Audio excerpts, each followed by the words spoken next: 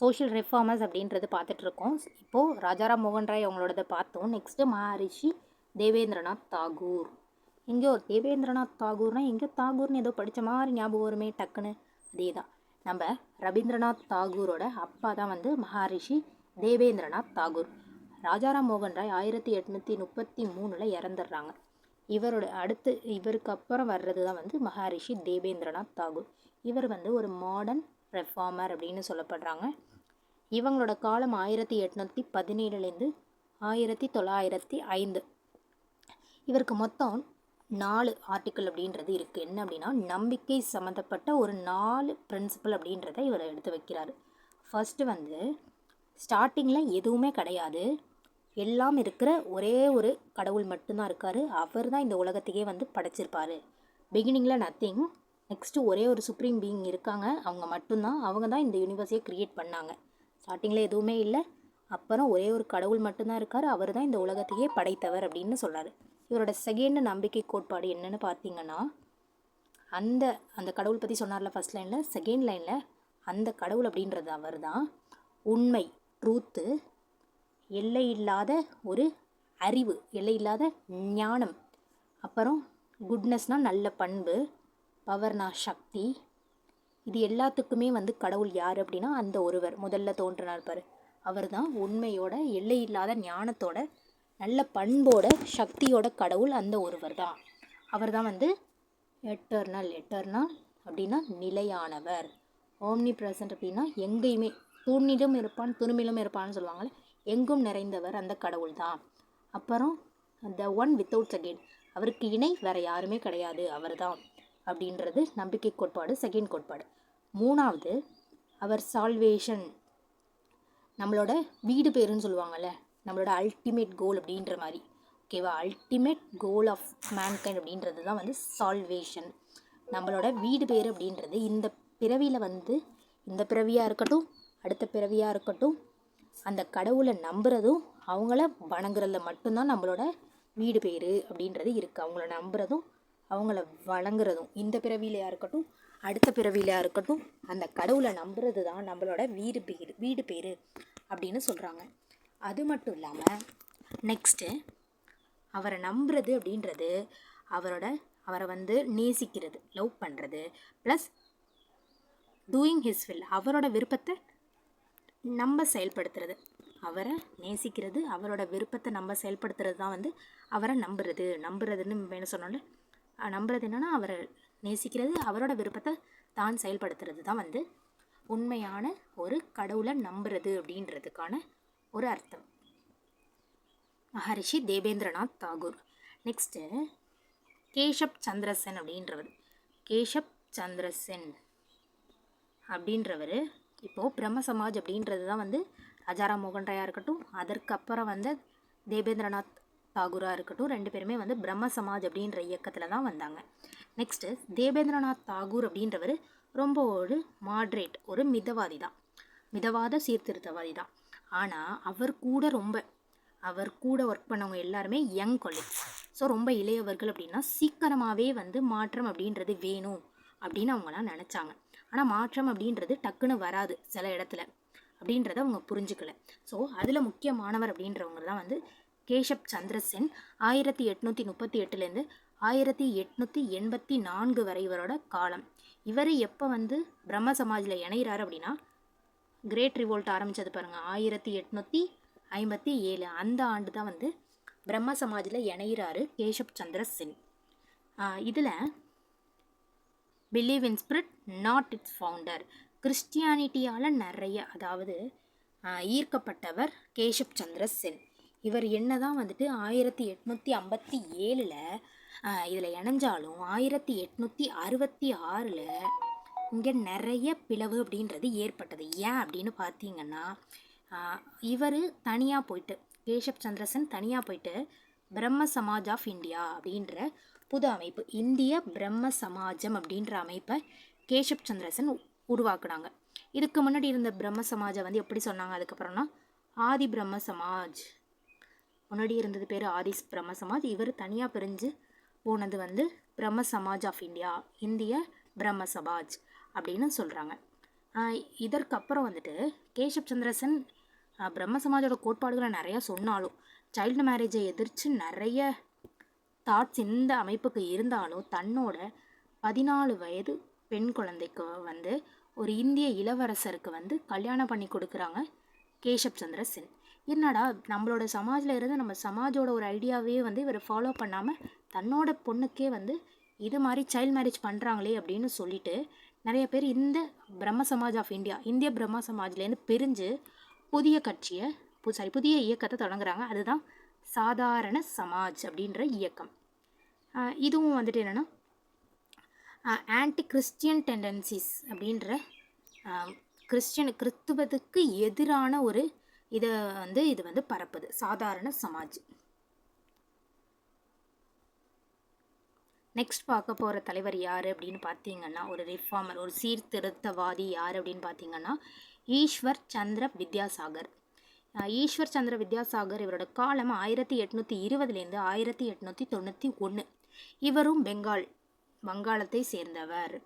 ராஜாராம் மோகன் ராயா இருக்கட்டும், மற்ற சமூகத்தை திருத்த வந்து நிறைய வந்து மற்ற ரிஃபார்மர்ஸாக இருக்கட்டும், எல்லாருமே வெஸ்டர்ன் ரேஷ்னலிஸ்ட் ஐடியாஸாக இருக்கட்டும், அதை வச்சுட்டு தான் வந்து ரிஃபார்ம் அப்படின்றது, அதாவது வெஸ்டர்ன் ஐடியாஸில் இப்படிலாம் சொல்கிறாங்கன்னு சொல்லி தான் ரிஃபார்ம் பண்ணலாம், சீர்திருத்தம் பண்ணலான்னு இருந்தாங்க. ஆனால் இவரோட ஐடியா, ஈஸ்வர் சந்திர வித்யாசாகர் அப்படின்றவர் ஹிந்துவோட நிறைய மறைநூல்கள் நிறைய இருக்குது. அதுவே வந்து ப்ராக்ரெசிவ், ரொம்ப முற்போக்கான கொள்கைகளை கொண்டது. ஸோ அதை வச்சே நம்ம வந்து இந்த நாட்டை சீர்திருத்துவோம் அப்படின்ற ஒரு ஐடியா ஈஸ்வர் சந்திர வித்யாசாகருக்கு இருந்தது. ஸ்டார்டிங்கில் பார்த்திங்கன்னா சதியாக இருக்கட்டும், விடோவை ரீமேரேஜ் பண்ணக்கூடாது அப்படின்னு சொல்லப்படுற எதுவுமே நம்மளோட ஹிந்து மறைநூல்களில் இல்லை அப்படின்னு சொல்லிட்டு இவரோட கருத்தை எடுத்து முன்னாடி வைக்கிறார். இவரோட கருத்துக்களை நிறைய சின்ன சின்ன பாலிமிக்கல் ட்ராக்ஸ், அதாவது சின்ன சின்ன நூல்களில் வந்து இவரோட வாதங்களை வந்து உரையாக எழுதுகிறாரு. ஆனால் நிறைய பேர் வந்து இதை வந்து சப்போர்ட் பண்ணலை அப்படின்னே சொல்லப்படலாம். நெக்ஸ்ட்டு இவர் நிறைய வங்காள உரைநடை, நவீன வங்காள உரைநடையின் முன்னோடி அப்படின்னு சொல்லப்படுறது யார் அப்படின்னு பார்த்தீங்கன்னா ஈஸ்வர் சந்திர வித்யாசாகர். நவீன வங்காள உரைநடையின் முன்னோடி ஈஸ்வர் சந்திர வித்யாசாகர். இவர் தான் வெஸ்டர்ன் ஐடியாஸ் வேணால் நம்ம மறைநூல்கள்லேயே நிறையா இருக்குன்னு சொல்லிட்டு நிறைய சின்ன நூல்களை எழுதினார். அவர் தான் நவீன வங்காள உரைநடையின் முன்னோடி அப்படின்னு சொல்லப்படுறவர். கேர்ள்ஸ் எஜுகேஷன், பெண் கல்வியை வந்து ஊக்குவிக்கணும் அப்படின்றதுக்காக நிறைய பள்ளிகளை ஓப்பன் பண்ணுறதுக்கு இவர் ஹெல்ப் பண்ணியிருக்காரு. அது மட்டும் இல்லாமல் குழந்தை பருவத்தில் சின்ன வயசுலேயே கல்யாணம் பண்ணி குழந்தையாகவே விடோவாக மாறிடுறாங்க பாருங்கள், குழந்தை விதவைகள். அவங்க குழந்தை பருவத்திலே விதவைகளாக மாறின அந்த சிறுமிகளோட வாழ்க்கையை வந்து டெவலப் பண்ணுறதுக்கு நிறைய பாடுபட்டிருக்கார் அப்படின்னு சொல்லப்படலாம். இவரோட இப்போது லார்ட் வில்லியம் பென்டிங் அப்படின்றவர் ராஜாராம் மோகன் ராய் நிறைய வாட்டி இன்சஸ்ட் பண்ணதுனால தான் சதி ப்ராகிபிஷன் ஆக்ட் அப்படின்றது, சதி தடுப்பு சட்டம் அப்படின்றது 1829 வந்தது. அதே போல் ஈஸ்வர் சந்திர வித்யாசாகரோட நிறைய தூண்டுதலால் தான் விடோ ரீமேரேஜ் ரிஃபார்ம் ஆக்ட் அப்படின்றது 1856 வந்திருக்கு. இது மூலியமாக வந்துட்டு நிறைய சின்ன சின்ன குழந்தை விதவைகள் இருப்பாங்க பாருங்கள், சிறுமிகள்லேயே விதவைகளாக ஆனவங்க, அவங்க இதனால் வந்துட்டு பாதிப்பை வந்து கொஞ்சம் குறைக்கலாம் அப்படின்றது ஒரு இதாக இருந்திருக்கு. நெக்ஸ்ட்டு அந்த குழந்தை திருமண சட்டம் அப்படின்றது முதலாக 1860 தான் வந்து திருமண வயது சட்டம், ஏஜ் ஆஃப் கன்சென்ட் ஆக்ட் அப்படின்றது 1860 கொண்டு வராங்க.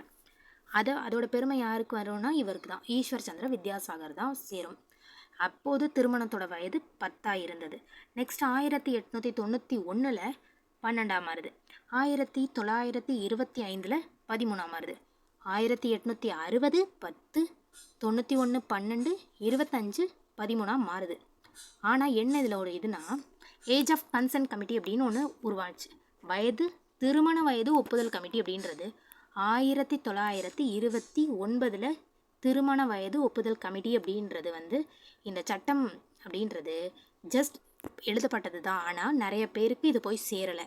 படித்தவங்களான நீதிபதிகள், லாயர்ஸ் யார், வழக்கறிஞர்ஸ், அப்புறம் படித்த சில பேருக்கு மட்டும்தான் வந்து இந்த திருமண வயது சட்டம் அப்படின்றது போய் சேர்ந்துருக்கு அப்படின்றது ஏஜ் ஆஃப் கன்சர்ன் கமிட்டியோட ஒரு கருத்து. ஃபஸ்ட்டு பிரம்ம சமாஜ் வந்தது. பிரம்ம சமாஜ்லேருந்து பிரம்ம சமாஜ் ஆஃப் இந்தியா, அதுக்கப்புறம் பழைய பிரம்ம சமாஜ் ஆதி பிரம்ம சமாஜாக மாறிச்சு. அதுக்கப்புறம் பிற்காலத்தில் சாதாரண சமாஜாக மாறிச்சு. நெக்ஸ்ட்டு வந்து நம்ம பிரார்த்தனை சமாஜ் அப்படின்ற ஒரு இயக்கத்தை பற்றி பார்க்கலாம். இவ்வளோ நேரம் எல்லாமே வந்து பெங்காலில் தான் பார்த்தோம். நெக்ஸ்ட்டு வந்து மகாராஷ்டிரன் ரீஜியன், மகாராஷ்டிரா பகுதிக்கு சீர்திருத்தம் அப்படின்றது எப்படி எந்தெந்த இதில் வந்திருக்கு அப்படின்றத பார்த்துடலாம். பிரார்த்தனை சமாஜ் அப்படின்றது மகாராஷ்டிராவில் ஒரு 1867 பிரார்த்தனை சமாஜ் அப்படின்றது மகாராஷ்டிரா மும்பையில் வந்து உருவாக்குறாங்க. யார் உருவாக்குனா, இதோட நிறுவனர் யார், ஃபவுண்டர் அப்படின்னா டாக்டர் ஆத்மாராம் பாண்டுரங். இவரோட காலம் 1825லேருந்து 1898 வரை. வேறு ஒரு 2 மெம்பர்ஸ் அப்படின்றவங்க இருக்காங்க. R C Bhandarkar, justice Mahadev Govind Ranade. ஆத்மாராம் பாண்டுரங் இவர் தான் வந்துட்டு இதோட ஃபவுண்டர். இந்த சமாஜோட 2 ஒரு மெம்பர்ஸ் யார் பார்த்தீங்கன்னா, ஆர்சி பண்டர்கர், நீதிபதி மகாதேவ் கோவிந்த ரானடே அப்படின்றவர் ரொம்ப முக்கியமான 2 மெம்பர்ஸ். இந்த 2 பேரும் என்னென்னத்துக்காக பாடுபட்டாங்க அப்படின்னு பார்த்தீங்கன்னா, இன்டர் கேஸ்ட் ஜைனிங் அப்படின்னு சொல்லப்படுற சமபந்தி முறை அப்படின்றது வரணும், இன்டர் கேஸ்ட் மேரேஜ் அப்படின்றது வரணும், சாதி மறுப்பு திருமணம் அப்படின்றது இருக்கணும். நெக்ஸ்ட்டு விடோ ரீமேரேஜ், விதவை மறுமணம் அப்படின்றது வேணும். டிப்ரெஸ்டு கிளாஸோட விமன், அவங்களோட ஒடுக்கப்பட்ட மக்களோட பெண்களோட முன்னேற்றம் அப்படின்றது ரொம்ப முக்கியம் அப்படின்றதுக்காக ஆர்சி பண்டர்கராக இருக்கட்டும், எம்ஜி ரானடேவாக இருக்கட்டும் நிறைய நடவடிக்கைகளை எடுத்திருக்காங்க. எம்ஜி ரானடே அப்படின்றவங்க ஒரு 3 கழகத்தை நிறுவியிருக்காங்க. ஃபஸ்ட்டு விடோ மேரேஜ் அசோசியேஷன் 1861 உருவாக்கியிருக்காங்க, விதவை மறுமண சங்கம். நெக்ஸ்ட்டு பூர்ணா சர்வோஜனிக் சபா அப்படின்றது 1870 Pune Sarvajanik Sabha. Next Deccan education society 1884 தக்கான கல்விக் கழகம். இது ரொம்ப ரொம்ப இம்பார்ட்டன்ட், மேட்ச்சில் நிறையா வாட்டி டிஎன்பிஎஸ்சி எக்ஸாம்ஸில் வந்திருக்கு.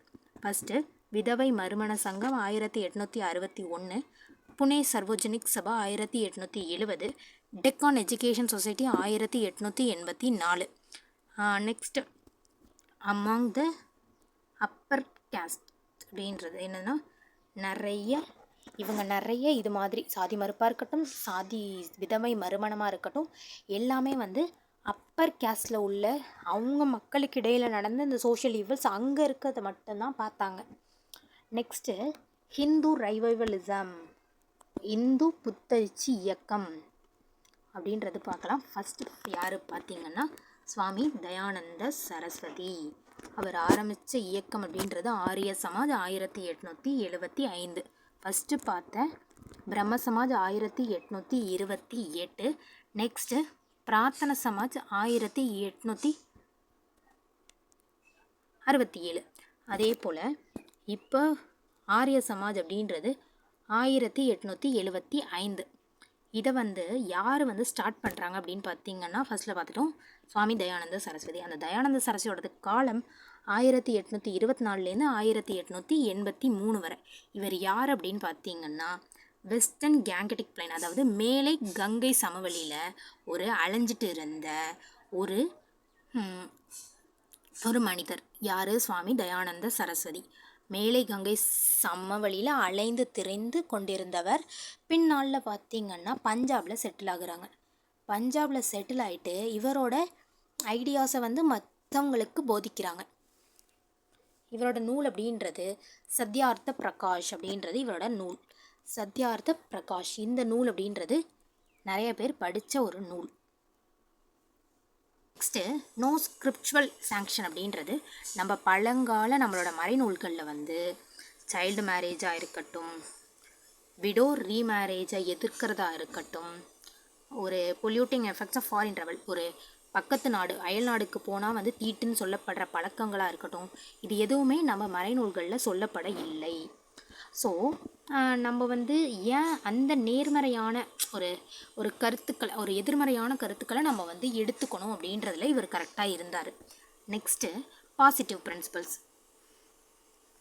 பாசிட்டிவ் பிரின்சிபல் எதெல்லாம் ஓகே அப்படின்னு இவர் சொன்னார்னா, மோனோதீசியம், ஒரே ஒரு கடவுள் வழிபாடு அப்படின்றது உண்டு. நெக்ஸ்ட்டு கண்டம் ஐடலட்ரி, உருவம் அப்படின்றது இல்லை, உருவ வழிபாடு அப்படின்றது கிடையாது அப்படின்னு சொல்கிறாங்க. Next Brahmin domination of rituals and social practices. ஒரு பிராமணரோட மேலாதிக்கம், சடங்குகளாக இருக்கட்டும், சமூக நடைமுறைகளாக இருக்கட்டும், அவங்களோட டாமினேஷன், மேலாதிக்கம் அப்படின்றது வேணாம் அப்படின்னு நினச்சாங்க. நெக்ஸ்ட்டு மூட நம்பிக்கைகள் அப்படின்றது நமக்கு வேணாம், அது ரொம்ப இந்து மதத்தில் இருக்கிற இந்த மூட நம்பிக்கைகள் எல்லாமே மறுக்கத்தக்கது, அதை நம்ம ஏற்றுக்க வேணாம் அப்படின்றது இவரோட கருத்து. Next go back to Vedas, வேதங்களுக்கு திரும்புவோம் அப்படின்றது இவரோட முழக்கம். இவரோட ஸ்லோகன் என்ன? வேதங்களுக்கு திரும்புவோம், கோ பேக் டு வேதாஸ்.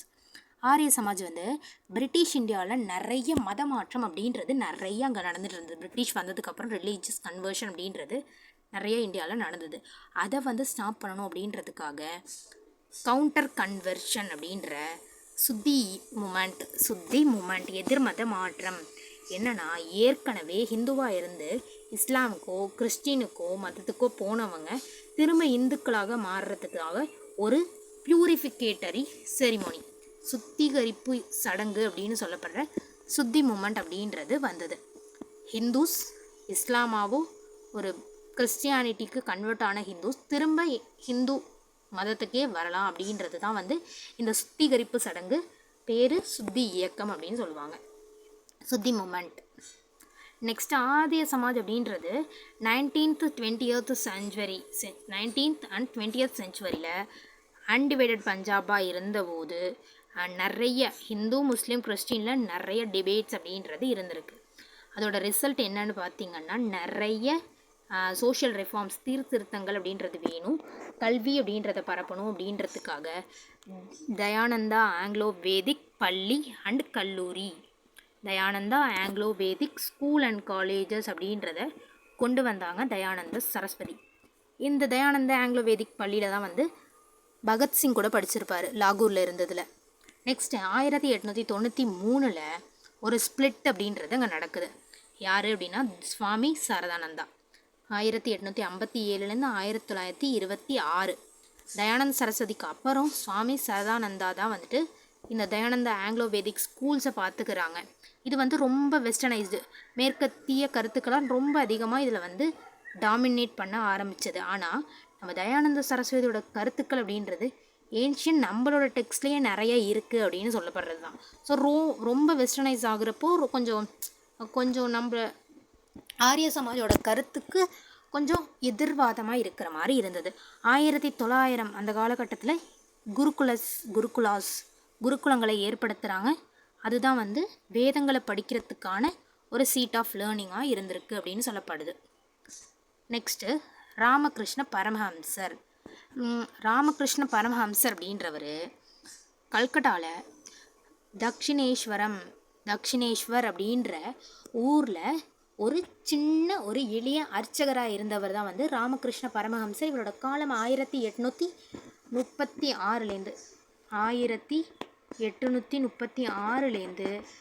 1886 வரை தான் இவரோட காலம்.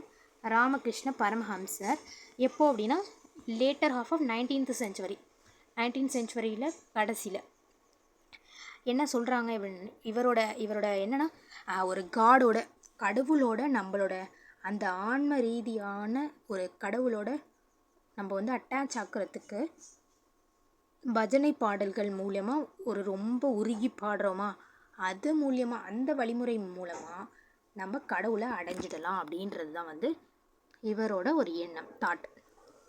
இவர் எந்த கடவுளோட மிகப்பெரிய பக்தனாக இருந்தார் அப்படின்னா காளி அப்படின்ற ஒரு புனித தாய், சாக்ரட் மதர், புனித தாயோட மிக தீவிரமான பக்தராக இருந்தவர் தான் வந்துட்டு ராமகிருஷ்ண பரமஹம்சர். ஓகேவா? அப்போ என்ன சொல்கிறாரு, இந்த காளியோட திருவிளையாடல்கள் அப்படின்றது ஒரு முடிவில்லாதது, இன்ஃபைனட் அப்படின்றது இவரோட கருத்து. அது மட்டும் இல்லாமல் இவரோட கருத்துப்படி என்ன சொல்கிறாங்க, எல்லா மதங்களுமே உலகளாவிய எல்லா மூலக்கூறுகள், யூனிவர்சல் எலமெண்ட்ஸ், எல்லா மதங்களும் எல்லா யூனிவர்சல் எலமெண்ட்ஸையும் கொண்டது. அதை நம்ம பின்பற்றினா சால்வேஷன், நம்மளோட வீடு பேரை நம்ம அடையலாம் அப்படின்றது இவரோட கருத்து. எல்லா மதங்களுக்கும் நிறைய எலமெண்ட்ஸ் அப்படின்றது இருக்குது. அதை நம்ம ஃபாலோ பண்ணனா we can attain salvation அப்படின்றது இவரோட ஒரு மந்த்ரா. நெக்ஸ்ட்டு ஜீவன் அப்படின்றது தான் வந்து சிவன். ஜீவா இஸ் சிவா. வாழ்கின்ற எல்லா உயிருமே வந்து கடவுள் தான். All living beings are god. வாழ்கின்ற எல்லா உயிர்களும், அனைத்து உயிர்களும் இறைவனே அப்படின்றது தான் வந்து ராமகிருஷ்ண பரமஹம்சரோட மந்திரம். மனிதர்களுக்கு செய்யப்படும் என்னன்னா, ஒருத்தவங்க வந்துட்டு why then talk of showing mercy to them? எல்லா உயிர்களுமே வந்து கடவுள் தான், அப்புறம் என்ன நீங்கள் கருணையை பற்றி பேசுகிறீங்க அப்படின்னு கேட்டால், not Mercy but service for men must be regarded as God. மனிதருக்கு செய்யப்படும் சேவையே கடவுளுக்கு செய்யப்படும் சேவையாகும் அப்படின்றது இவரோட தாட். மனிதனுக்கு செய்யப்படும் சேவையே கடவுளுக்கு செய்யப்படும் சேவையாகும் அப்படின்றது இவரோட தாட். ராமகிருஷ்ண பரமஹம்சர் லேட்டர் பார்ட்டில் ராமகிருஷ்ண மிஷன் அப்படின்றது ஒன்று ஆரம்பிக்கிறாங்க. எங்கே அப்படின்னு பார்த்தீங்கன்னா பேலூர் மடம் அப்படின்ற கல்கட்டா அப்படின்ற பிளேஸில் ஆரம்பிக்கிறாங்க. இதோட ப்ரைமரி அச்சீவ்மெண்ட் அப்படின்றது பார்த்தீங்கன்னா, எஜுகேட்டட் யூத்தை வந்து அட்ராக்ட் பண்ணணும். யார் அப்படின்னு பார்த்தீங்கன்னா, ஒரு திருப்தியே இல்லாமல் ஒரு எஜுகேட்டட் இண்டியன் ஒரு திருப்தியே இல்லாமல் கருத்துக்கள் ரேஷ்னலிஸ்ட் ஐடியாஸ் மேலேயுமா ஒரு டிஸ்சாட்டிஸ்ஃபேக்ஷன் உள்ள ஒரு ரேஷ்னல் ஐடியாஸ் மேலே ஒரு நம்பிக்கை இல்லாத, ஒரு சாட்டிஸ்ஃபேக்ஷன் இல்லாத ஒரு எஜுகேட்டட் யூத்தை வந்து தன் பக்கம் இழுக்கிறாங்க. யார் அப்படின்னா ராமகிருஷ்ண மிஷன். 1886 இவர் இறந்துடுறார். யார்? ராமகிருஷ்ண பரமஹம்சன்.